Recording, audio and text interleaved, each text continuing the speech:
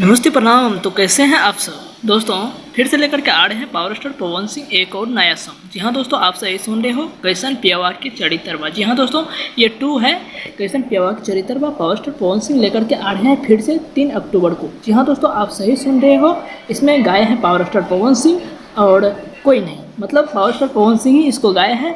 बाकी इसमें गीत दिए हैं शुभम मिश्रा और म्यूजिक दिए हैं प्रियांशु सिंह। जी हाँ दोस्तों, आप सही सुन रहे हो, प्रियांशु सिंह जब भी म्यूजिक देते हैं बहुत ही शानदार म्यूजिक देते हैं पावर स्टार पवन सिंह के गाने में। जी हाँ दोस्तों, इसमें काम करेंगी यानी फ्यूचरिंग करेंगी रानी एक्ट्रेस। जी हाँ दोस्तों, आप लोग सही सुन रहे हो, इसमें रानी एक्ट्रेस करेंगी फ्यूचरिंग, जो कि बहुत ही शानदार फ्यूचरिंग करते हैं।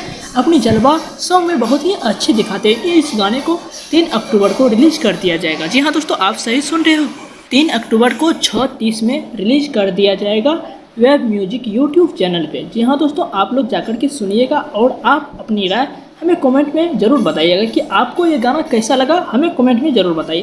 तब तक के लिए हम चलते हैं, आप हमारे चैनल को सब्सक्राइब कर लीजिए। बाय बाय, जय हिंद।